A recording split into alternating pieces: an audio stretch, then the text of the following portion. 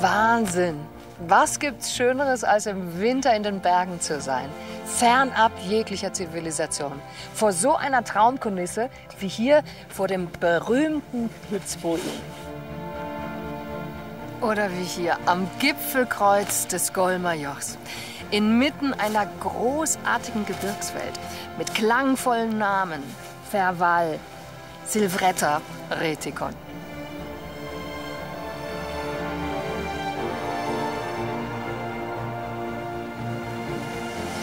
Es wird ein wunderbares Wintermärchen, da bin ich mir sicher, mit tollen Entdeckungen und Erlebnissen wie eine rasante Rodeltour von der Lindauer Hütte durch das traumhaft schöne Gauertal. Und wer Montafon Winterurlaub macht, der kann das sogar im Einklang mit der Natur machen. Und die Nachhaltigkeit, die geht gleich bei der Anreise los. Es fahren nämlich viele Züge direkt von Rheinland-Pfalz und Baden-Württemberg hierher. Und deswegen hole ich jetzt einen Max ab, weil der reist aus Mainz an. Du musst Max sein. Ja. Ich grüße dich. Grüß dich. Dann fahren wir zweimal weiter. Du weißt, wo es lang geht. Ich weiß, wo es lang geht.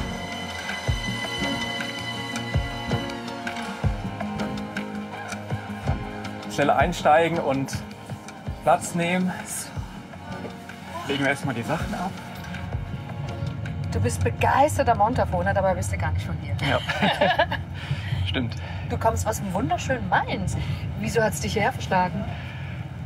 Ja, also ich glaube, wenn man rausschaut, die Antwort liegt da oben. Du liebst die Berge. Die Berge vor allem, ja. Natürlich die Natur, der Lebensraum. Das Tolle ist ja, man ist so schnell von der Heimat hier im Montafon, ne? Je nachdem, wo man startet, aber ich sag mal in 5 Stunden aus dem Rhein-Main-Gebiet, sogar mit Direktverbindungen hier, und man braucht hier nur einmal umsteigen und fährt eigentlich direkt nach Schruns ins Montafon. Aber jetzt sind wir mal ganz ehrlich, wenn man zum Skifahren hierher kommt, ich meine, man hat dieses ganze Geraffel dabei, also Skier, Gepäck, Skischuhe. Und das tatsächlich dann auch mit der Bahn, ist das so praktisch? Ja, Ja? also es gibt hier Vorrichtungen, einfach auch, wo man die Skier dann ablegen kann oder reinstecken kann. Es gibt aber auch einen Gepäckservice von der ÖBB, und da kann man ganz einfach alles dann abgeben und man bekommt es dann direkt auch. Von der Haustür Genau. bis zum quasi Hotelzimmer oder Genau, Apartment? genau. Du kennst dich so gut aus, weil du ja vom Berufswegen auch im Montafon unterwegs bist. Du arbeitest beim Tourismus dort, ne? Was Ganz machst du genau? Also ich bin da auch im Marketing und im Online-Marketing. Bin da zuständig auch für die Website, dass quasi das ganze Tal und das Montafon auch sichtbar wird, dass man es auch buchen kann, seinen Aufenthalt. Da arbeite ich ganz stark mit in dem Feld. Ja.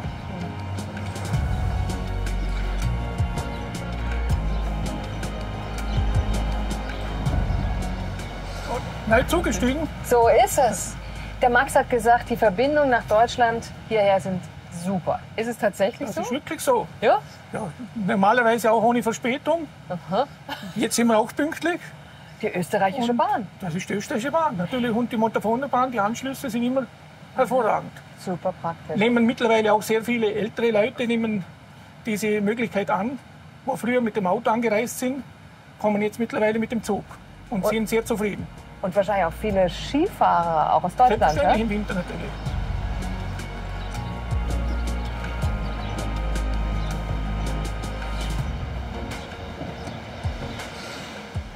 Hier in Schruns ist für die Zugreisenden erstmal Endstation. Aber bei uns geht's ja jetzt erst richtig los. Ich freue mich aufs Montafon und wir haben jede Menge vor. Das österreichische Bergtal liegt praktisch direkt vor unserer Haustür. Von Stuttgart sind es etwa 4 Stunden mit dem Zug.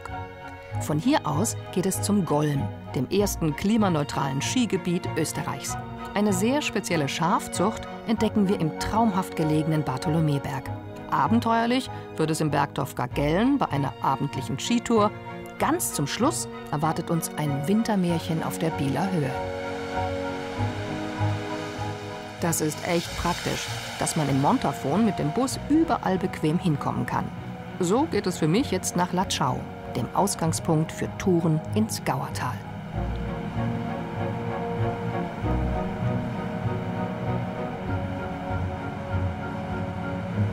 Ein echter Geheimtipp im Montafon ist die Lindauer Hütte.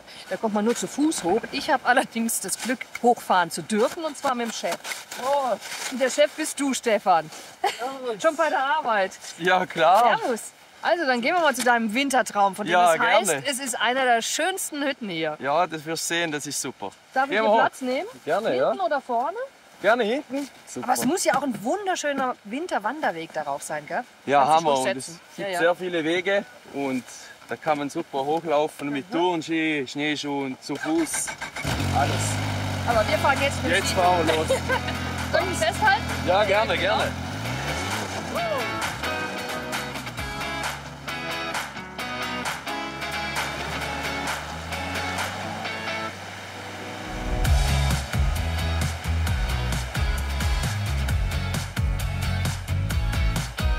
Da oben, sag mal, die Berge, was sind das?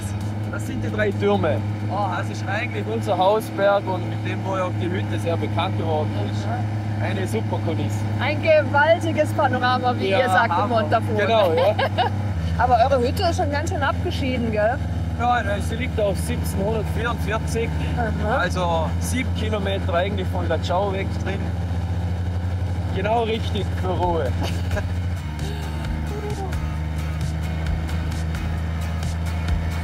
Oh, da ist sie. Die Lindauer Hütte. Du bist zu Hause. Ja. Und ich freue mich jetzt, die Nadja kennenzulernen. Ja. Vielleicht hat sie auch was Warmes zu trinken. Sie freut sich sicherlich, garantiert.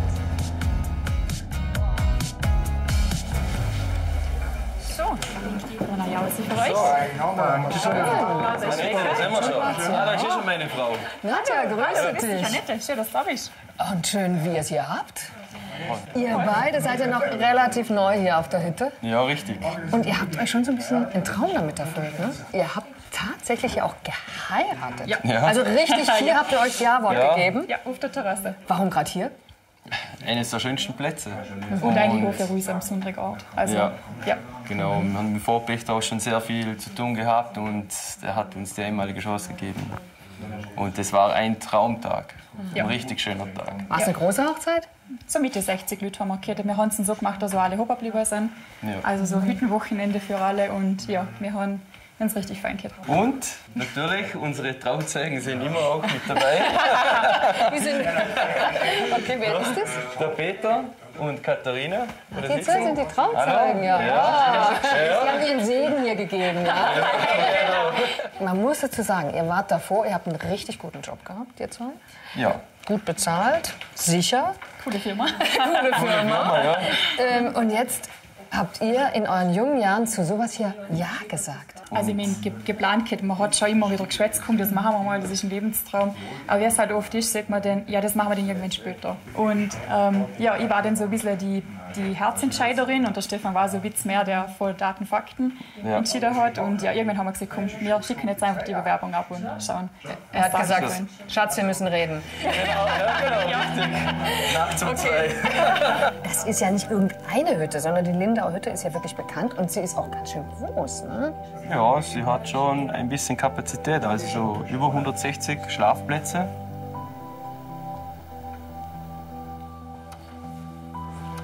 Wir können jetzt gerade mal das von 8-Bettzimmer anschauen. Das ist jetzt eigentlich im Neubau, ist man komplett weggegangen von der großen Lager, mehr in so kleinere Schlafeinheiten.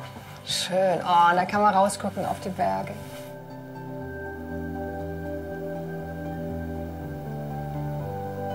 Ist das der Leseraum Ja. hier? Ja.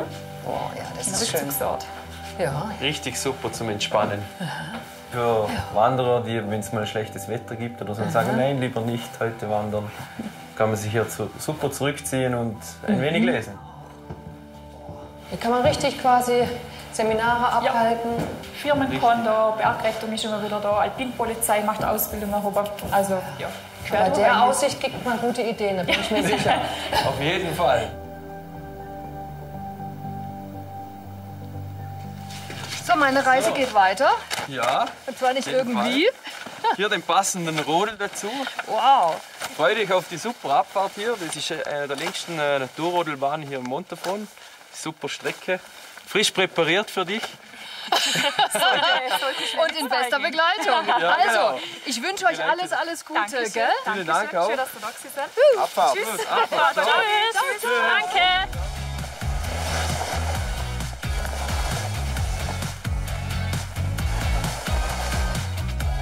Rasant.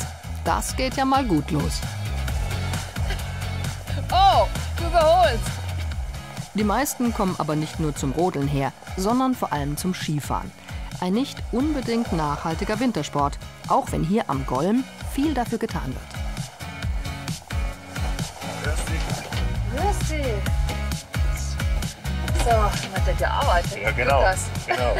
Was machst du hier genau, Lukas? Ich bin ein bisschen Raupenfahrer da am Golm. Ich glaube, davon träumen viele aus Montafon, kleine Buben, oder? Ja, auf jeden Fall, ja. Was wirklich toll ist, also das Skigebiet Golm war das erste klimaneutrale Skigebiet in Österreich. Ja, genau. Was gehört da alles dazu? So ein Ja, bisschen wir haben recht einen modernen Fuhrpark, wir haben recht moderne Bahnen, zum Teil auch mit Photovoltaik. Und ja, das macht es natürlich aus.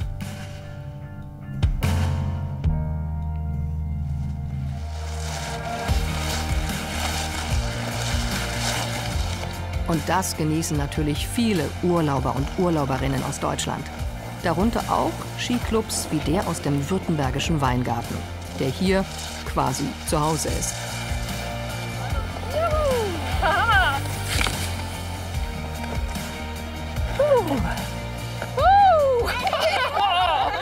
Jawohl! Skischul-Anfängerin Annette meldet sich zum Unterricht. Ihr seid alle beim Skiclub Weingarten? Bis auf Hanna. Hanna ist heute unsere Ausbilderin vom SSV. Das ist ganz normal, wenn wir Saisonauftakt haben als Skischule, dass wir uns jemand vom SSV mitnehmen, der uns das einfach noch mal ganz professionell anleitet und viele Tipps mitgibt. Wo bist denn du, Herr Hanna? Ich bin aus der Nähe von Stuttgart. Ach, da gibt es ein paar Hügel, aber mehr Weinberge, oder? Ja. Du bist bei vielen Skivereinen mit dabei. Warum bist du ein Fan von Skivereinen? Ich finde, es ist einfach eine Gemeinschaft. Also man merkt einfach jetzt auch hier bei Weingarten, das ist einfach eine Community. Das macht einfach Spaß, da dabei zu sein, weil sich da Leute für was engagieren. Und das ist einfach das, worum es auch am letzten Endes geht. Ja? Dass man auch junge Leute dann wieder zu einer Aufgabe bringt, die in die Natur bringt und da einfach das Skierlebnis auch dann teilen kann.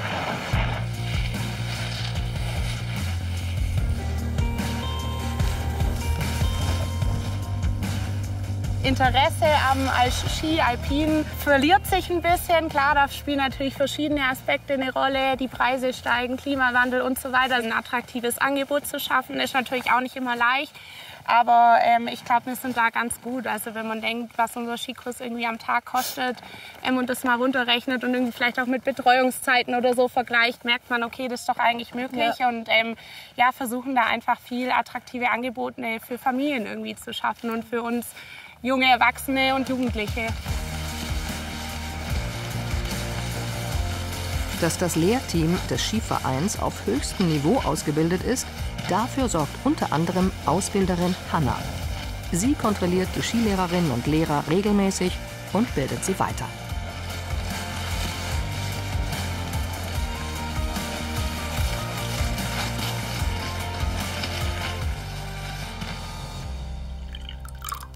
Super, vielen Dank. Auf den Skipark! Das ist natürlich die Besonderheit im Skiverein Weingarten, dass wir halt eine eigene Hütte in der Lage haben, direkt hier am Golm. Das ist schon gigantisch, wo wir halt auch echt super viel unterkriegen vom Verein, ob es irgendwie Jugendhütten sind, Families, die hierher kommen. Familien und ja, 23 Betten plus 2 Spezialbetten. Fördert die Gemeinschaft natürlich noch mal ganz anders, wenn du da vom Verein so eine Hütte hast. Die Hüttenabende vergisst nie. Ja, es kann niemand wegspringen. Ne? Und oben sind Diskos und wir sind alle in der Stube und spielen. Und zu dieser Zeit beginnt der Einsatz von Lukas und seinen Kollegen. Sie sorgen dafür, dass auch der nächste Skitag wieder perfekt wird.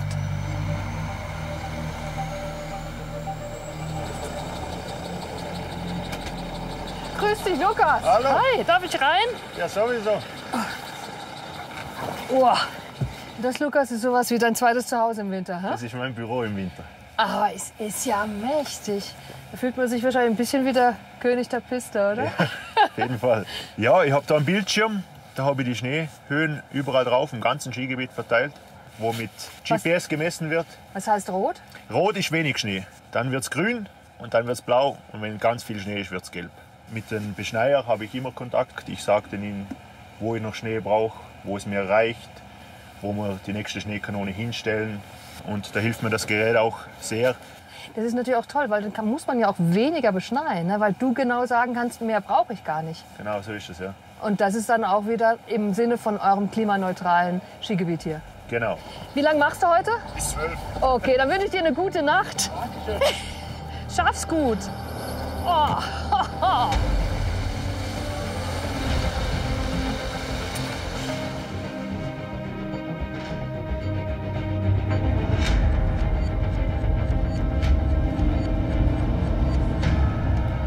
Während hier die ganze Nacht gearbeitet wird, freue ich mich am nächsten Tag auf den Ort Bartholomäberg und ganz besondere Montafoner, die vom Aussterben bedroht waren.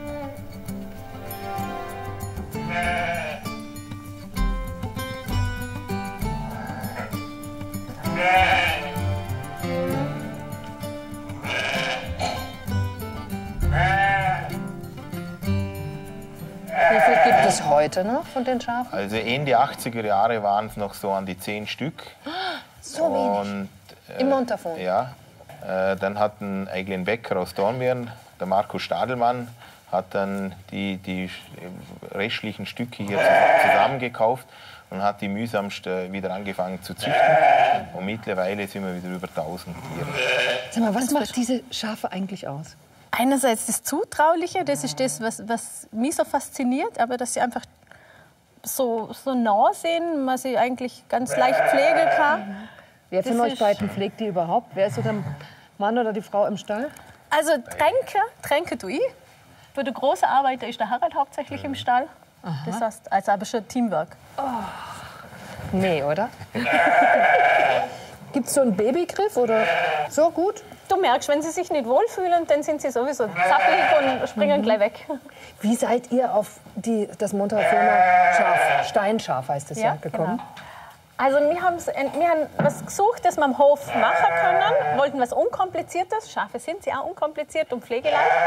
Und dann haben wir einen befreundeten Architekt, der uns schon oft was gebaut hat, haben wir im Stall besucht, der Montafoner Steinschafe. Und wir sind da gekommen mit Mantel, schöne Schuhe, Lederschuhe und so. Und er so, nein, ihr dürft nicht vorne vom Stall stehen bleiben, sondern ab in den Stall.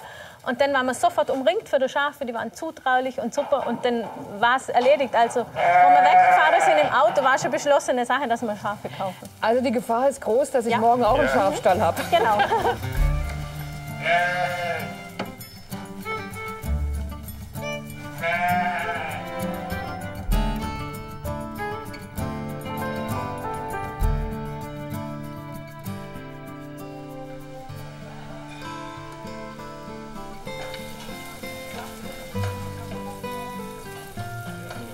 Ihr habt euch so ein bisschen hier einen Traum erfüllt, oder? Ein Traum, für den wir vorher nichts gewusst haben. Was heißt? Das heißt, dass es einfach ergeben hat. Wir haben die Montafoner Steinschafe gezüchtet und sind dann draufgekommen, dass die Vermarktung vom Fleisch gar nicht einfach ist, weil die Leute nur mal so oft sich damit beschäftigen, wie man spezielle Sachen kocht. Also kurz gebraten ist kein Problem, aber wie macht man zum Beispiel was Geschmortes? Und dann war unsere Idee, dass wir da wirklich eine Küche machen, wo wir mit Köchen dann wirklich Kochkurse machen für Lammfleisch und so weiter, dass wir das wieder lernen, genau die Spezialitäten zuzubereiten, die einfach ein bisschen mehr Zeitaufwand brauchen. Wo bist du normalerweise? Wo kochst du? Im Montafonerhof in Schagunz bin ich Küchenchef. Ist auch mal für die Insider keine schlechte Adresse. Wie viele Hauben habt ihr? 3. Das ist sehr gut.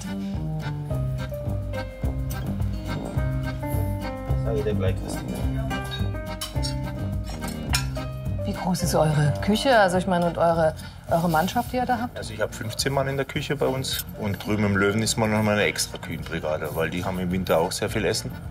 Da sind dann auch noch, sage ich mal, so um die 10. Du kommst tatsächlich aus dem Schwarzwald. Ja. Ich komme aus dem Murgtal, aus Gernsbach. Und jetzt bist du hier im Montafon. Ist schon ein bisschen anders hier, oder?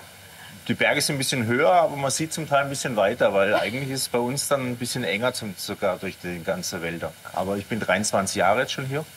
Meine Frau kommt von hier. Ich bin so jetzt sagen auf Saison gegangen und hier hängen geblieben. Das ist jetzt eine Beinscheibe von dem Steinschaf.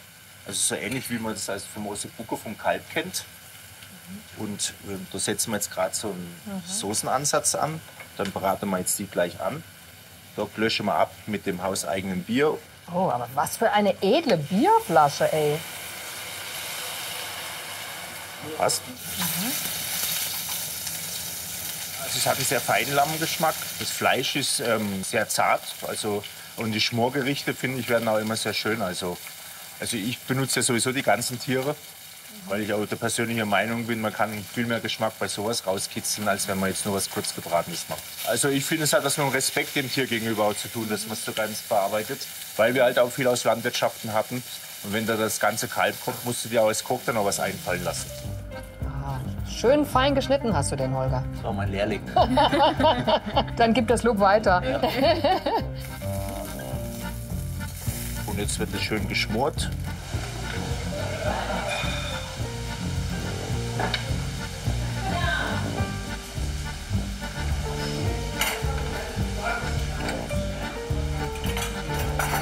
Mit was fangen wir an? Was denkst du? Ich würde auf jeden Fall als erstes Mal das Fleisch probieren. Okay, das macht man natürlich als Neugier. Weil die Soße Ja. ist. Eine gute Soße ist einfach göttlich, oder? Gut. Mhm.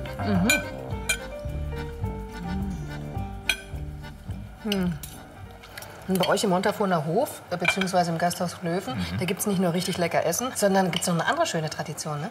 Ja, jeden Donnerstag haben wir eine Hausmusik in Löwen. Unsere Familie sind auch Musiker. Also das ist dann immer ein sehr großes Event. Das ist auch über die Grenzen hinaus bekannt, sage ich mal.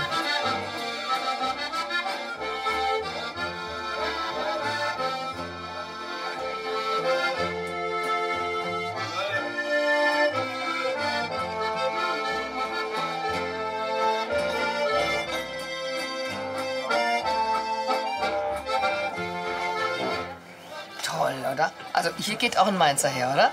Absolut, ja. Also hier trifft sich wirklich jung und alt, einheimische Gäste, die hier wirklich ihren Urlaub verbringen. Ja, also mit der Musik hier in den Räumlichkeiten, also das ist wirklich so, wo das Montafon gelebt wird. Also sieht man und hört man. Felix, jetzt muss ich dich ganz kurz fragen, wer spielt hier bei euch? Ja, das ist also unsere Hausmusikbesetzung. Der Dominik, Hubert, der Franz und der Papa von mir. Machen jeden Donnerstag Musik und auch mal, wenn es so zwischendurch einmal was sein muss. Ja. Aber es ist toll, das muss man wirklich sagen. Damit bist du quasi hier groß geworden? Ja, unser Opa hat schon ganz viel Musik gemacht und hat uns das in die Wiege gelegt. Und wir sind so aufgewachsen, ja. Na dann, wollen wir noch mal was hören, oder? Super.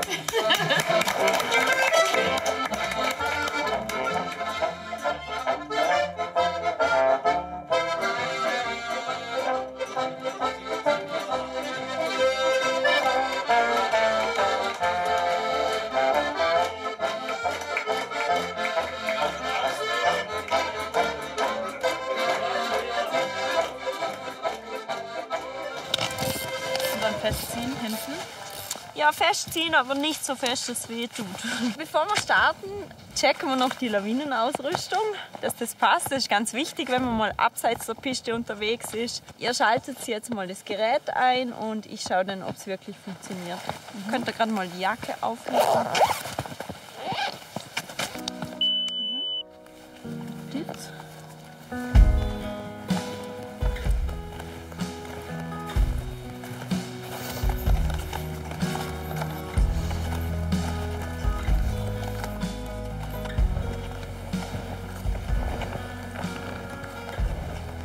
Hier im Montafon muss man nicht nur Skifahren, oder?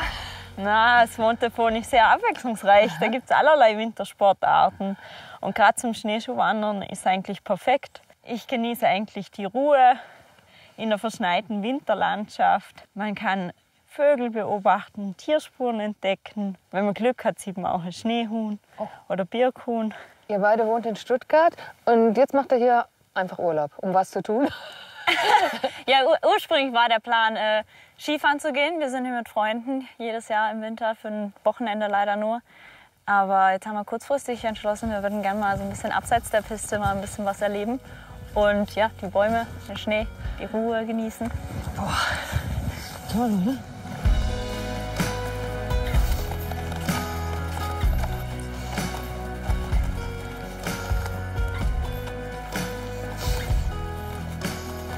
Da haben wir Wildspuren, da war ein schwerer Hirsch unterwegs. Der ist richtig tief eingesunken in dem schweren Schnee. Touristen durch diese Landschaft hier zu führen, ist ein Job von dir, aber du hast nämlich noch einen zweiten. Ja, genau. Ich arbeite auch noch beim Naturschutzverein Verwalt Klostertaler Bergwälder. Und wir betreuen die Europaschutzgebiete. Das Verwall, das ist das größte Schutzgebiet mit 120 Quadratkilometer, das größte von Vorarlberg. Sehr groß. Und ja, dort bin ich Naturschutzbeauftragte für die Themen Besucherlenkung, Besucherinformation. Ich mache auch Exkursionen. Und sonst schaue ich, wie es den Schutzgütern geht und was sie brauchen.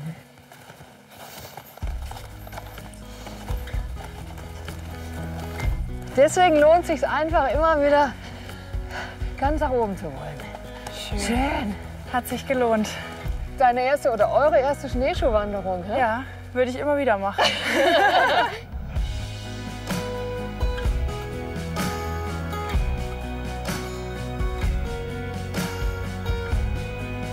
Zum Genuss Wandern gehört natürlich auch eine gute Jause. Ich habe euch da was Feines eingepackt.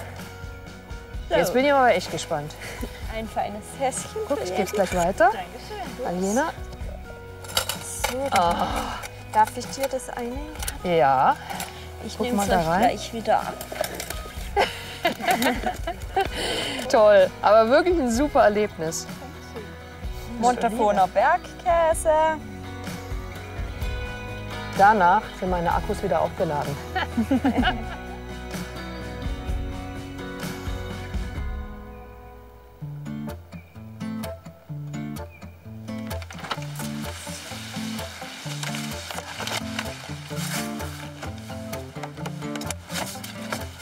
Auch eine Möglichkeit, sich hier fortzubewegen: Carsharing. Mit dem E-Mobil starte ich vom Silbertal aus zu meinem nächsten Ziel. So, und jetzt geht's ein ganz schönes Stück nach oben, genauer gesagt in ein Seitental, ins schnucklige Dorf Gargellen, ein Bergdorf. Und von dem sagen die Montafoner, dass es was ganz Besonderes ist, weil es ganz weit oben liegt, also abgeschieden, und weil die etwa 120 Menschen dort ganz eigen sind. Vor allem die Frauen, heißt es, sind was Besonderes.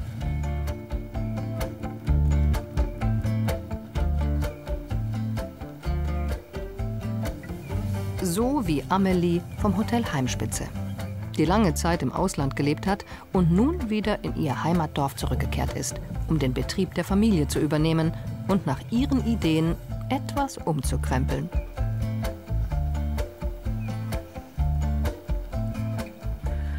Man macht auf den Kopf, gell? Oh, was für eine schöne alte Stube. Ja, wir sind jetzt in unserer Montafoner Stube. Und um das hat man eigentlich das komplette Hotel aufgebaut, drumherum. Und ist auch noch tatsächlich original, alles so, wie es dazu mal war, inklusive der alten Montafoner Tische. Da ist der ganze Stolz von der Familie und von unserem Hotel und natürlich auch von mir. Das kann ich mir vorstellen. Ihr seid halt was Besonderes. Ja, das sieht man so, gell? Was sagst du dazu? Ja, ich muss dazu sagen, ich bin gern anders. Ich mache gerne auch ein bisschen andere Sachen und tanze aus der Reihe. Und unter anderem baue ich mein eigenes Gemüse an, was nicht immer so einfach ist auf der Höhe. Alles auf dem Garten. Wir haben einen Bodenacker und ein paar Hochbeete und Körbe und ganz viele verschiedene Sachen, wo ich auch immer wieder experimentiere. So, Regionalität ist ja mittlerweile ein ganz großes Thema, muss man sagen. Ja. Aber du gehst ja fast noch weiter, ne? Mein Nachhaltigkeitsprogramm, sage ich jetzt einmal, hat natürlich mit dem angefangen, dass ich die Wegwerfartikel aus den Hotelzimmern verbannt habe, aber das ist recht schnell einmal erledigt, oder? Habe mir dann Gedanken gemacht, wie kann ich es weiterziehen, wenn ich schon mein eigenes Gemüse anbaue, meine kleine Landwirtschaft habe. Was könnte ich noch verändern, und habe es dann ins Restaurant mit hineingenommen. Und dann ist mir der Gedankengang gekommen, bei uns kriegt der Hotelgast mindestens ein 5-Gang-Menü jeden Abend. Schön. Bedeutet aber auch ganz viel Besteck, ganz viel zum Spülen. Und deshalb habe ich mir die Idee einfallen lassen, das Messerbänkle, ganz klassisch, so wie es früher war. Der Gast kann es nutzen, er muss es nicht. Wenn er es nicht will, dann ist es natürlich so. Aber er kann mir helfen, den CO2-Abdruck vom Haus zu minimieren und unsere Welt ein bisschen besser zu machen. Ich nenne es auch extra so, nutzen Sie das Messerbänkle aus Montafoner Steh, keep your knife und gib den Löffel nicht ab.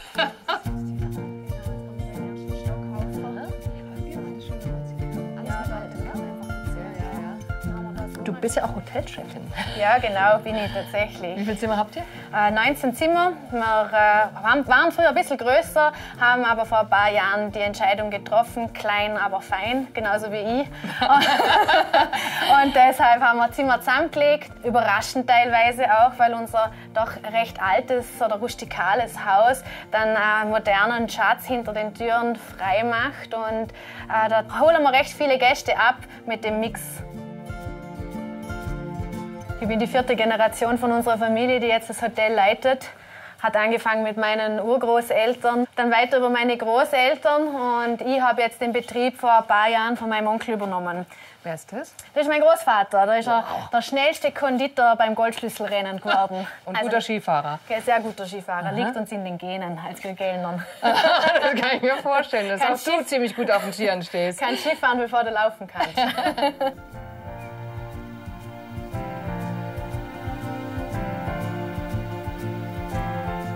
Du, und jetzt habe ich noch eine Überraschung für dich. Zwar haben wir noch etwas richtig Lässiges, wir zwei. Mit Skiern, hä? Mit Skiern, genau so und ist was es. ist das hier? Du, wir sind hier im Heimspitz-Schöpfle, das ist unsere Winterlounge. Da steppt der Bär im Winter nach dem Skifahren immer. Das ist der urigste Hock von Grügeln, sagt man. Ja, und ist natürlich perfekt gelegen, oder? Direkt an der Piste. Und du musst dir vorstellen, so als Hotspot, wenn denn da mal eine gute Party steigt, das ist dann schon gewaltig.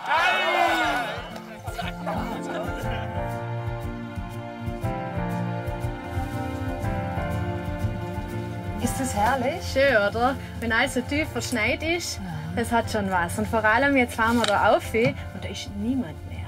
Wir sind Muselee. Nur du und ich. Ja, genau. Und der Simon. So bei der Arbeit. Ja, hallo, guten Abend. Seid ihr bereit für unsere Skitour? Aber sowas von. Logisch. Du machst es auch, oder ihr macht es auch mit den Gästen hier, oder? Ja, genau. Wir machen Blick hinter die Kulissen und Abendski-Exkursion heißt es bei uns.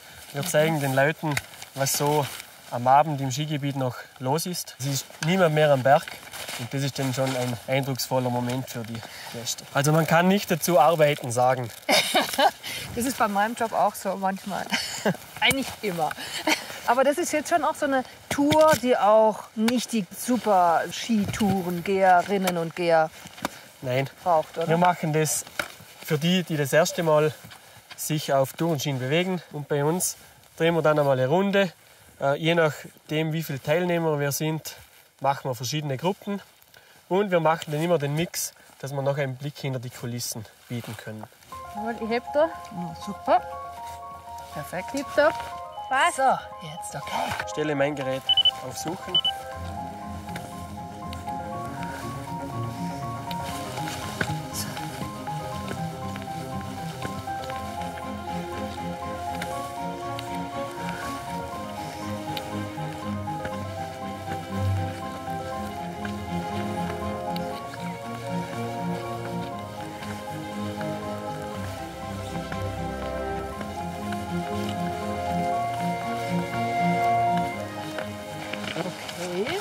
Was kommt jetzt? Eine kleine Stärkung für euch. Wow. Das ist eine Montafoner Käsesuppe. Ah, weil wir jetzt ganz schön schon was geschafft haben. He? Genau. So weit oben habe ich die auch noch nie gegessen. Ein guter. Guck mal. Das ist doch gut. Das ist wie so ein kleines Winterwunder jetzt. Unser Pistendienst bringt die immer hoch, dass wir eine kleine Stärkung haben. Es lebe der Pistendienst. Das lebe der Pistendienst.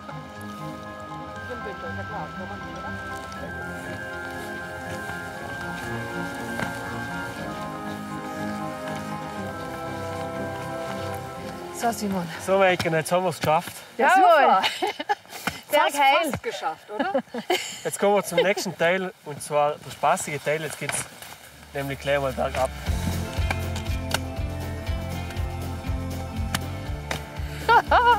Okay. Gott, aber nicht so ganz so schnell, mein Lieber.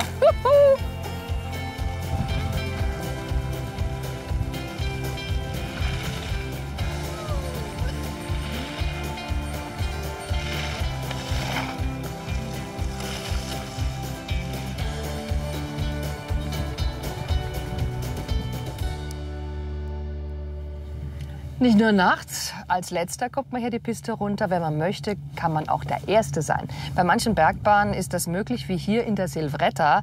Oben warten allerdings nicht Touristen jetzt auf mich, sondern Rennprofis, und zwar echte.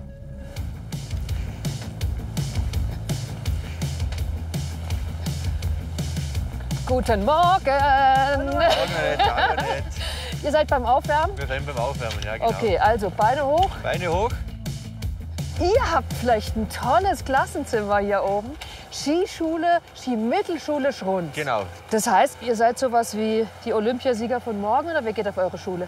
Ja genau, wir hoffen es, dass wir so viele wie möglich Rennläufer bekommen. Also wir sind eigentlich eine Schule mit skisportlichem Schwerpunkt. Und das heißt, das Coole für die Kinder ist, im Winter haben sie 3-mal am Vormittag Training und am Nachmittag Schule. Und wo kommt ihr überall her? Aus ganz Vorarlberg, aus der Schweiz auch haben wir Kinder. Oh. Aus Tirol. Und wer von euch möchte mal Olympiasieger werden? Da gehen aber die Arme schnell hoch. Oder? Aber die echten... Oh, das war jetzt gerade eine... Ja, das war eine Lawinensprengung. Gehört natürlich auch dazu. Ja, gesichert, weil es geschneit hat in der Nacht. Ja, klar. Müssen die Pisten sichern. Aber für die echten Ski... Ja, das war schon ein ordentlicher jetzt. Ja. Aber es muss ja auch sein, gell? Ja, es muss sein, Ja. sonst ist es zu gefährlich. Ja. Das seid ihr mehr gewöhnt als ich hier. Ja, auch nicht so. Nur wenn wir so früh am Berg sind. Das ist was. Ich Ja. meine, ihr seid jetzt quasi heute die Ersten am Berg. Das Genau. ist eine feine Sache hier oben. Das ist super, ja, weil da haben wir ein bisschen mehr Zeit, ein bisschen Ruhe. Aha. Aber es können auch die Touristen, einmal in der Woche gibt es die Frühfahrten des Wetter-Montafon. Heute Das ist ist so- neblig, ja. aber wenn ich mir vorstelle, wenn hier jetzt die Sonne scheint oder aufgeht, oder? Ein Traumpanorama, es ist schon wunderschön da. Ja. Sind wir warm? Ja. Wollt ihr Skifahren? Ja.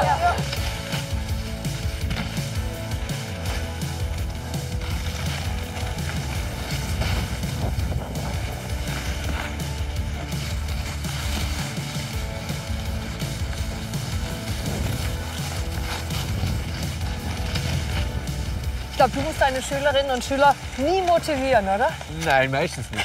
Was muss man so ein bisschen mitbringen an Talent und so? Gute Ausdauer, Leidenschaft, viel Spaß und koordinativ sollte man gut sein. Wie sieht euer Training genau aus? Was macht ihr? Also wir machen Stangentraining, Slalom, Riesentorlauf, auch Super-G, viel Geländefahren, Freifahren, Grundtechnik fahren. Macht Spaß? Ja. Ja. Was ist deine Lieblingsdisziplin? Meine? Ja? Slalom. Slalom, okay. Wer ist überhaupt bei euch so die oder der Beste? Was würdet ihr sagen? Du, wie ist dein Name? Emma. Wo kommst du her? Aus der Schweiz.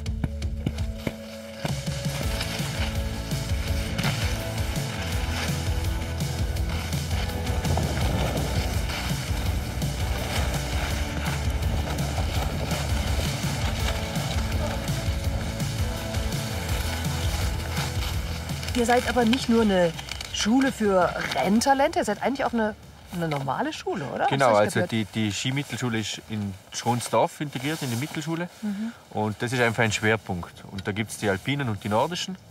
Und wir haben jetzt 49 Kinder, 7 Nordische und 42 Alpine auf 4 Klassen.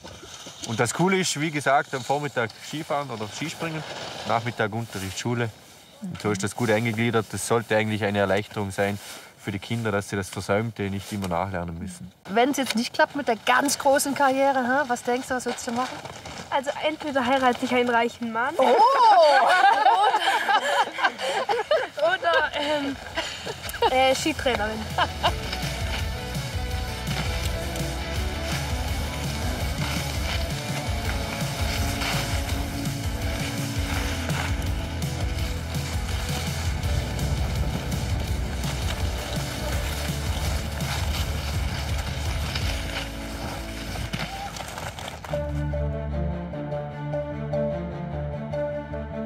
Und jetzt kommt ein echter Höhepunkt, hä? Ja, kannst du dich freuen. Wir fahren ja nicht nur mit der Bahn, sondern wir steigen jetzt gleich noch in den Bus um, fahren dann durch 2 Tunnels, bis wir dann oben auf 2032 Meter Höhe auf der Silvretta-Bieler Höhe sind. Und die Bieler Höhe da oben, das ist ja eh ein magischer Ort. Ich war ja schon mal oben, und zwar mit dir. Ja. Kannst du dich erinnern, Ja, auf der natürlich. Staumauer. Also ich habe ja schon viel erlebt, aber das gehört wirklich zu den, ich glaube, 5 besten und aufregendsten Erlebnissen, wo wir zwei die Staumauer rauf sind. Also das ganze Gebiet wurde erschlossen aufgrund vom Kraftwerksbau. Also das sind zwei recht große Stauseen, Vermundsee und der Silfretter Stausee. Und so hat man das Gebiet erschlossen. Also das war früher auch ein Schrägaufzug, dass man das ganze Material hochgebracht hat. Man hat dann auch zum Teil mit wirklich Eisenbahnen das Material dann weitergebracht in die Höhe. Und auch diese Tunnel sind da ganz wichtig, wo wir jetzt durchfahren.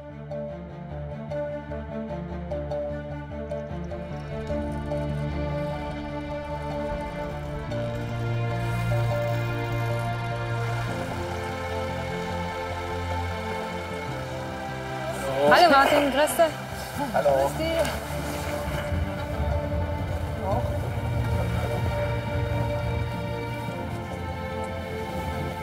Oh.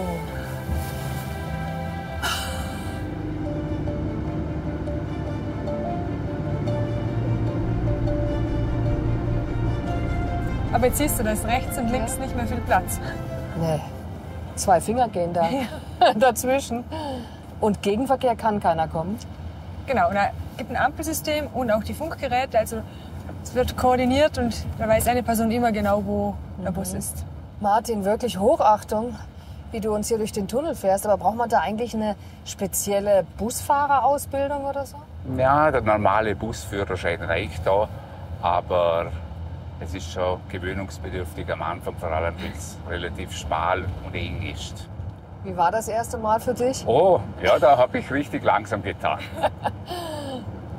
Ist schon mal was passiert? Also einmal ein Spiegel, so kann schon passieren, dass er mal streift, aber es ist noch nie etwas richtig Schlimmeres passiert.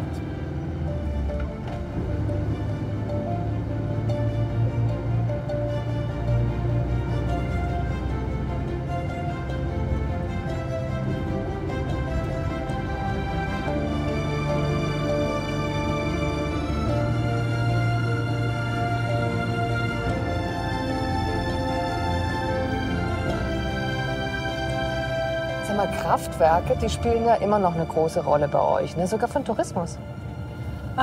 Genau, also es gibt auch die Möglichkeit, dass man Besichtigungen macht oder auch der Energieraum in Bardinnen wird das Ganze auch dargestellt, wo man so einen Einblick kriegt in die Entstehung der Kraftwerke und was es auch heute noch bedeutet, diese Stromproduktion im Montafon.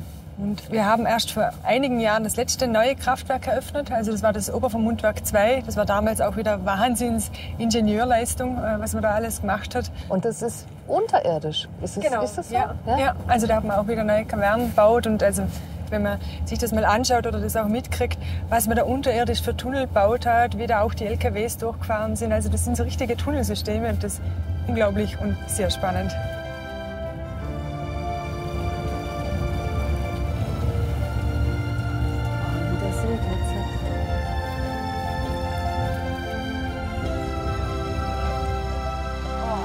So, ciao miteinander, schönen Tag. Martin, super gemacht. Danke. Ciao. Oh. Was kann man jetzt hier alles machen im Winter? Hier, die Silfretterbiller Höhe ist ein wahres Paradies zum Schneeschuhwandern. Gerade bei so Wetter und solchen Bedingungen wie heute. Aber auch zum Langlaufen. Wir haben hier 21 Kilometer präparierte Langlaufloipen. Oder Skitouren gehen. Also jetzt hier rumschauen und man kann eigentlich auf so gut wie jeden Berg mit den Skiern hochlaufen und runterfahren. Einfach eine andere Welt hier oben. Und so still, oder? Ja, genau, das macht es auch aus im Winter. Einfach so abseits von allem. Am besten Handy ausschalten und dann wirklich die Natur auf sich wirken lassen. Dieses unglaubliche Panorama, das wir hier haben. Ich glaube, das ist wirklich zum Abschalten und perfekt für so einen Urlaub. Da muss ich jetzt mal runter gucken. Kannst du dich noch erinnern? Ja, guck mal. Da sind wir 2 hoch.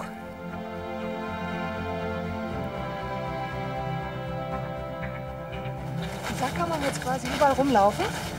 Genau. Und kann hier wunderschöne Skitouren und Wanderungen machen, zum Beispiel aufs Hohe Rad oder auf Pitzbuin. Auf dem Pitzbuin? Das ist der da drüben? Der in der Mitte. Rechts ist der kleine Pitzbuin, in der Mitte ist jetzt der richtige Pitzbuin. 3312 Meter hoch. Da müsste man auch mal rauf. Ja, das wäre was für uns. Du meinst, wenn wir uns das 3. Mal sehen, nehmen wir uns den vor? Ich würde sagen, auf jeden Fall. Alle guten Dinge sind 3, oder? Also. Du sagst es. Auf jeden Fall, Judith. Ich habe mir hier ein Wintermärchen erhofft und ich habe eins bekommen mit tollen Entdeckungen und Erlebnissen. Also das Montafon ist schon was Besonderes. Aber das mit dem